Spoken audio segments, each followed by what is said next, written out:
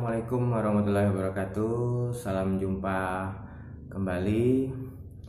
Terima kasih sudah berkunjung di channel saya. Oke, untuk di video kali ini saya ingin berbagi ide kreatif bagaimana ya, kalau saya sendiri mengatakan ini kreatif ya, bagaimana kita boleh dikatakan dekorasi atau renovasi rumah, tetapi kita memiliki keterbatasan ya, low budget plus low skill gitu. Seperti para tukang profesional, seandainya mereka low budget tapi mereka punya skill ya, tapi kita ini enggak, kita ini bukan tukang bangunan yang ya pandai ya, tetapi ini kita orang biasa namun punya keterbatasan dalam segi dana dan juga skill, kemampuan. Di sini ya, ini rumah saya yang baru belum saya tempati, masih dalam proses ya renovasi kecil-kecilan lah gitu. Jadi ada beberapa bagian yang ingin saya tunjukkan kepada Anda. Mana tahu ya, bisa jadi inspirasi bagi Anda, bagi teman-teman yang mungkin budgetnya rendah, kemudian skill pertukangannya pun kurang seperti saya gitu. Yang pertama masalah ventilasi, lubang angin ya, lubang angin. Sebelumnya saya sudah beli ada 4 lubang angin seperti ini ya, saya tunjukkan ya.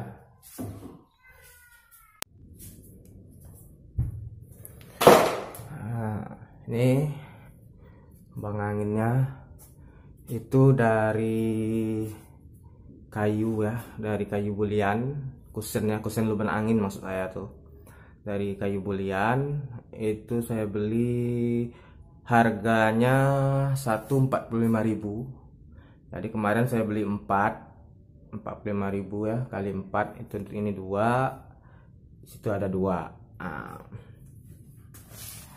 45.000.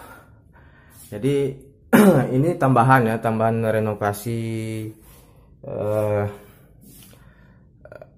bangunan saya, rumah ini tipe 36. Sebelumnya WC ada di bagian dalam, saya pindahkan ke belakang sudut ya, saya bagi 2. WC-nya jadi nggak nyatu ya antara kamar mandi.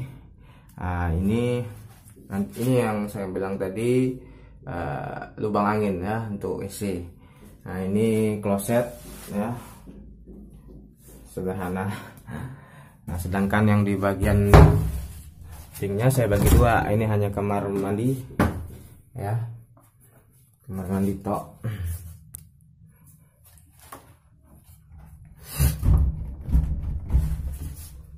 Oke, kembali tadi bagian lubang angin saya beli 45.000 satu ya, lumayan harganya. Kalau yang mau lebih murah itu dari semen ya, dari yang dicetak itu tuh. Nah, sekarang saya sebelumnya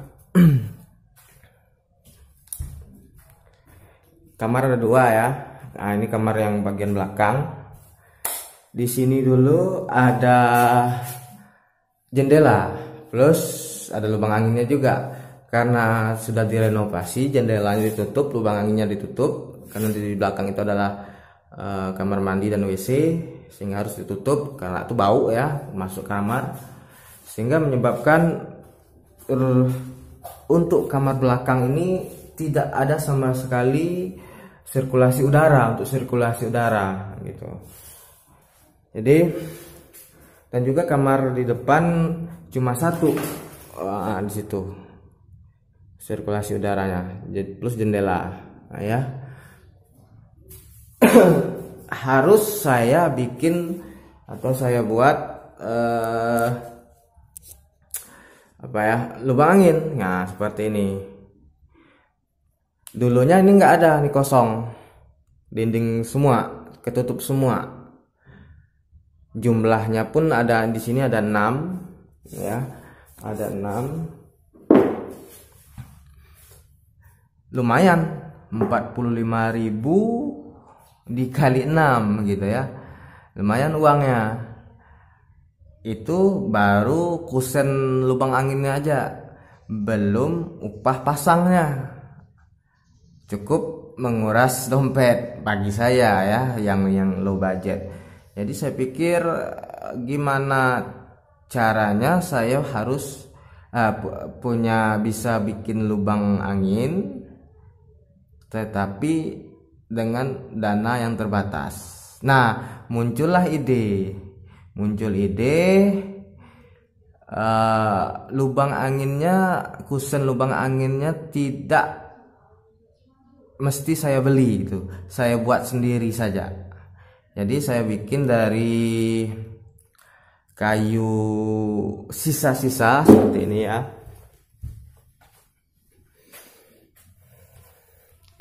Sisa-sisa perjuangan, ini masih banyak sisanya.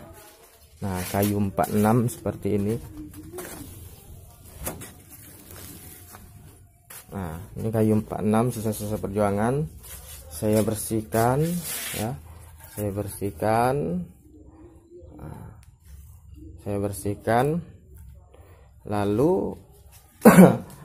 saya bikin kotak segi 4 menyerupai bentuk kusen lubang angin yang saya beli.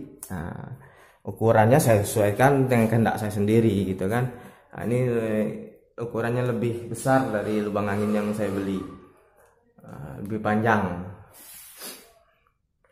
Nah, kenapa saya nggak pakai kayu yang mungkin ukurannya lebih lebar ya, seperti 57 atau di atasnya, agar semuanya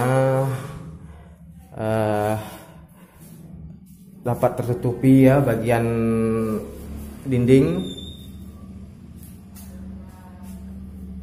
Tujuannya agar, karena ini kan kayu biasa ya, apalagi ini kayu murah, kayu hutan nih, kayu, kalau kami di Jambi bilangnya ini kayu racuk ya, kayu biasa. Lantaran tujuannya untuk bagian apabila dibuat itu kan bagiannya, bagian samping sini kan kosong nanti, hanya bagian depan saja yang nampak. Jadi supaya tujuannya tadi kalau bagian belakangnya kosong, saya bisa isi dengan adukan semen ya. Saya bisa plaster ini nih bagian belakang sini. Sedangkan bagian depan, karena untuk menutupi kekurangannya ini hanya menggunakan kayu bekas. Nah, itulah ini saya kasih les. Les itu pun bukan saya beli. Saya jalan-jalan ke tempat perabot ya, bikin perabotan. Ya bikin lemari, bikin pintu gitu kan. Di situ ada sisa-sisa potongan kayu yang tipis itu. Biasanya banyak ya, saya ambil contohnya. Kalau beli itu lumayan juga, mengeluarkan dana juga ya. Ada sih yang jual beli les, untuk les. Ini contohnya, masih ada sisa. Kan tipis. Mana lagi ya?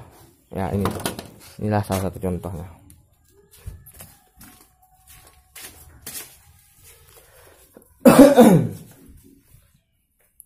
Nah, ini sisa potongan dia dari tukang bikin perabot itu.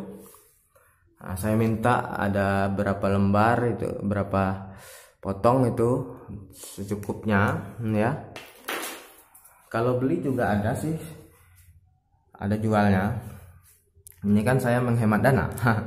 Semuanya dari kayu bekas, kusennya kayu 46 saya bikin kotak. Satu saya jebol dindingnya, dinding saya jebol. Supaya rapi penjebolannya itu sebaiknya gunakan gerinda ya, gerinda dengan mata gerindanya itu keramik, jadi enak kita potong bagian dinding itu, enggak hancurnya, tidak lebih rapi gitu dibanding kita jebol sendiri pakai godam atau palu yang tidak kita gerinda terlebih dahulu.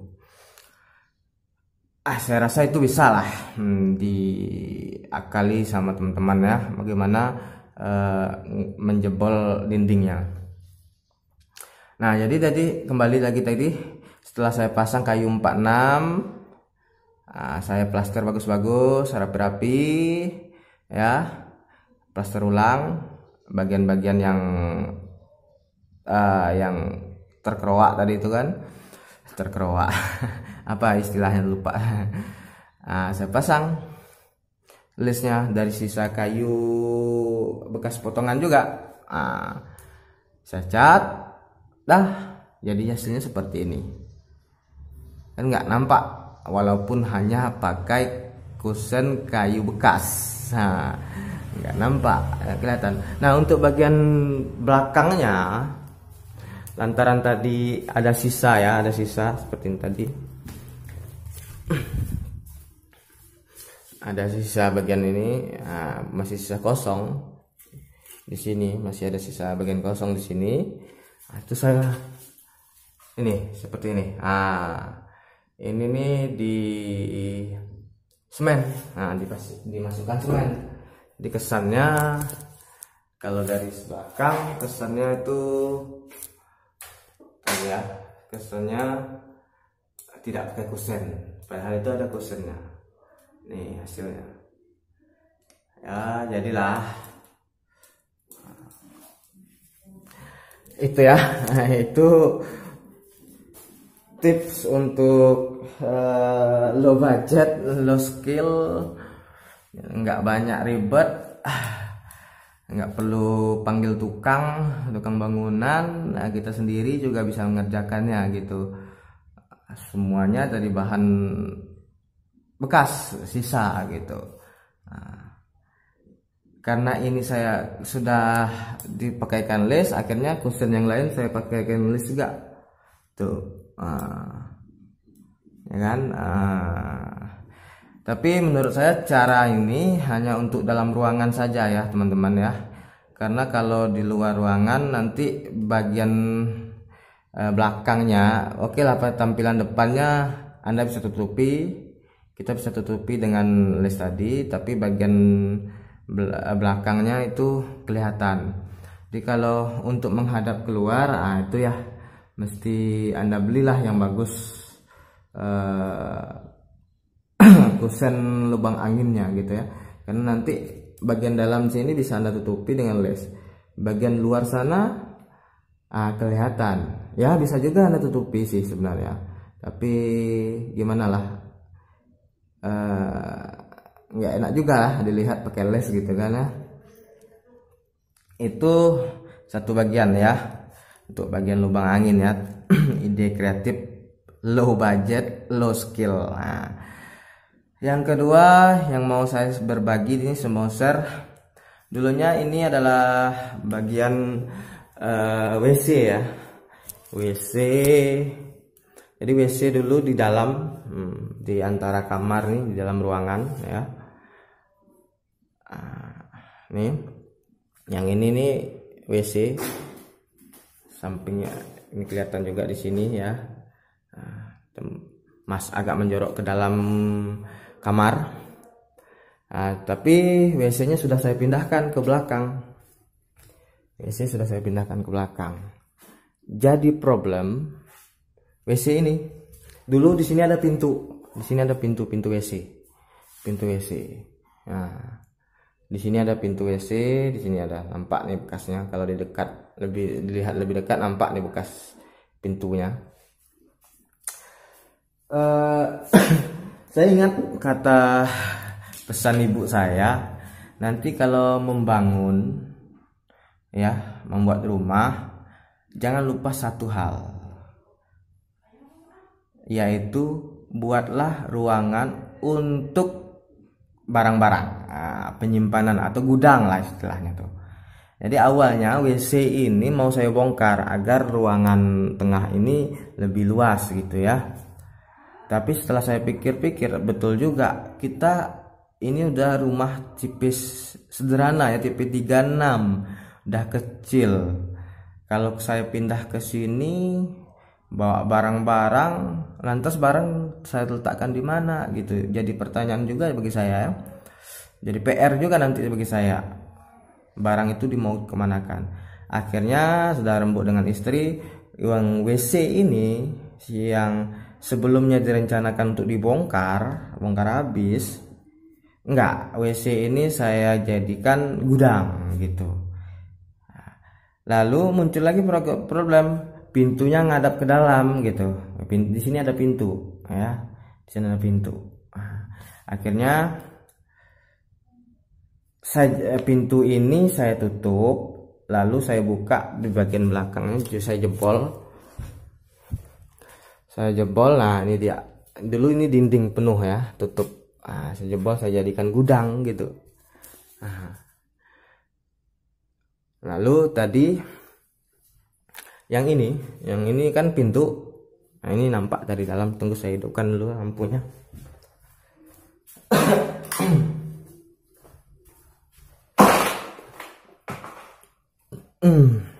Nah ini bekas pintu ya, nampak kan beda, ini saya cat, ini bekas pintu,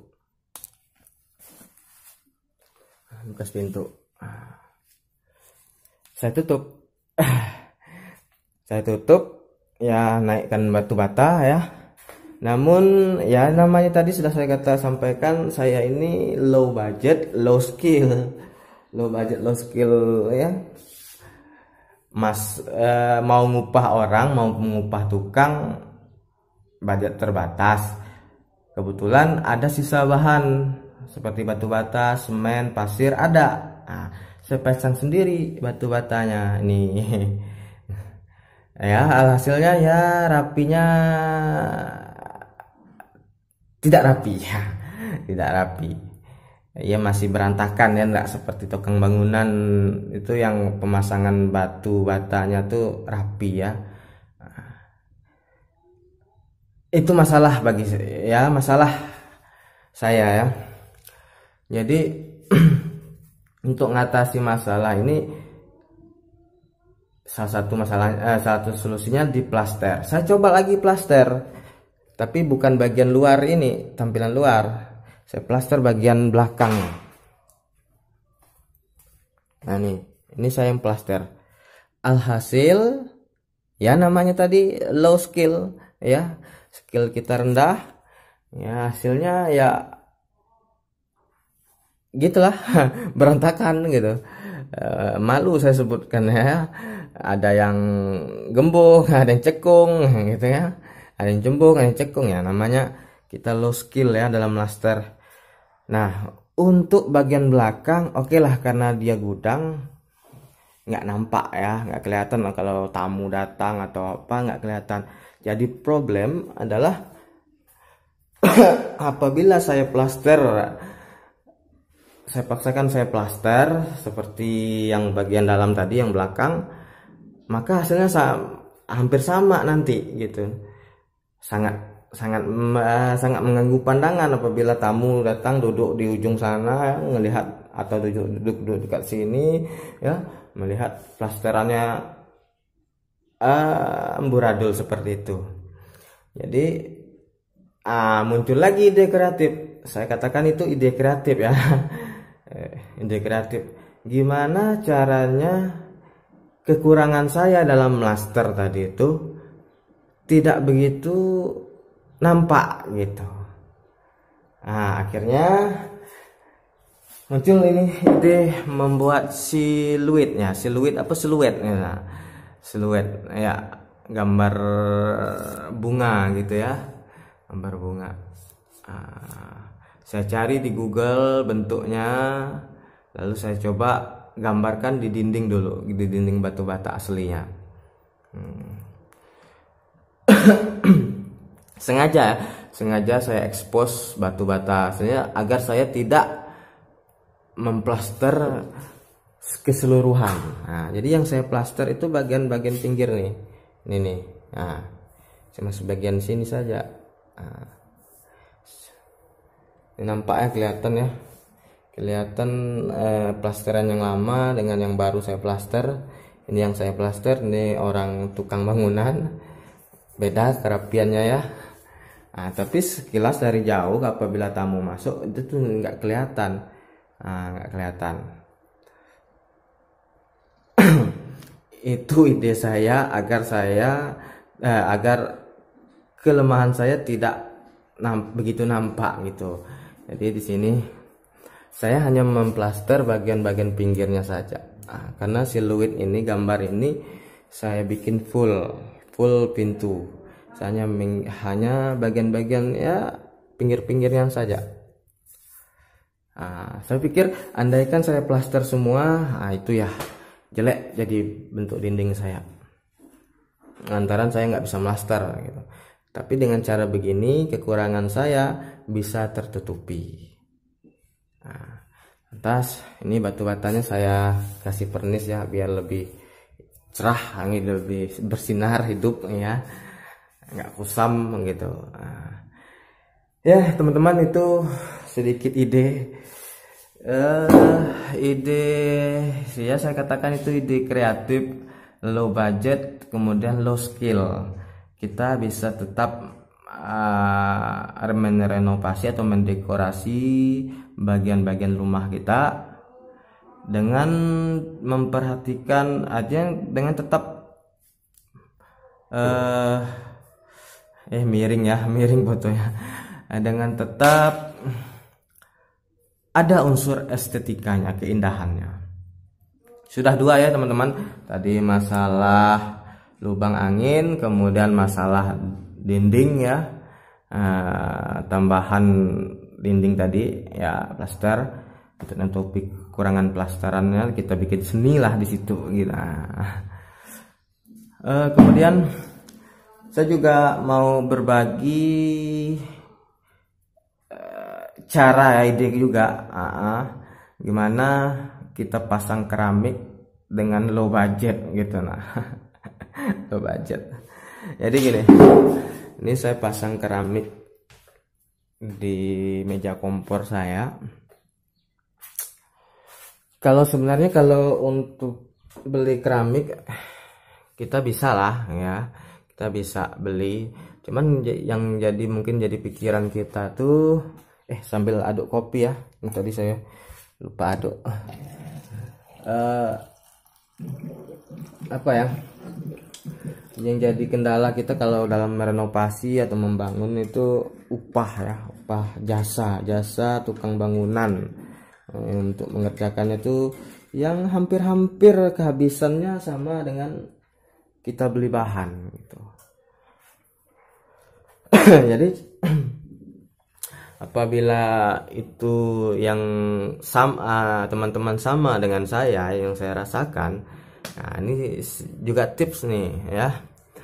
Ini saya pasang sebagian tukang, sebagian saya gitu. Untuk pertama ya tujuannya tadi itu bukan untuk menipu atau membohongi tukang ya, tapi apa ya? Ya karena keterbatasan dana. Jadi gini, ini keramiknya saya beli 3 kotak kemarin, tambah ini juga 2 kotak untuk di meja kompor. Lantai juga saya beli 4 kotak. Nah teman-teman, ini hanya sebagian dipasang oleh tukang, selebihnya saya lanjutkan sendiri. Jadi gini caranya ya, Anda teman-teman boleh hubungi siapa tukang kepercayaan Anda, tanyakan kalau pasang keramik upahnya berapa gitu ya, upah jasanya. Apakah gaji harian atau gaji borongan, apakah gaji per meter gitu kan. Nah, usahakan negosiasinya gajinya tuh per kotak, per kotak keramik. Nah, saya seperti itu dulu, saya nego rundingan sama tukang itu per kotak ya. Nah, kemudian saya beli keramik yang motif ini 3, yang ini 2, yang untuk lantai itu 4. Nah, jadi saya bilang secara bertahap ya, saya punya 1 kotak nih, padahal ada 3 kotak lagi. Nah, 3 kotak lagi. Saya bilang 1 kotak, tolong pasangin gitu. Nah, berapa upahnya? Kita nggak mesti harus meminta dia di jadwal kerjanya ya. Biasanya kan tukang bangunan itu kerja dari Senin sampai Sabtu, Minggu dia libur. Nah, di sela-sela waktu Pak, di sela liburnya tolong pasangin 1 kotak gitu. Nah, tapi ingat, Anda meminta mereka memasangkan 1 kotak itu, carilah posisi yang strategis atau yang penentu untuk pemasangan berikutnya gitu.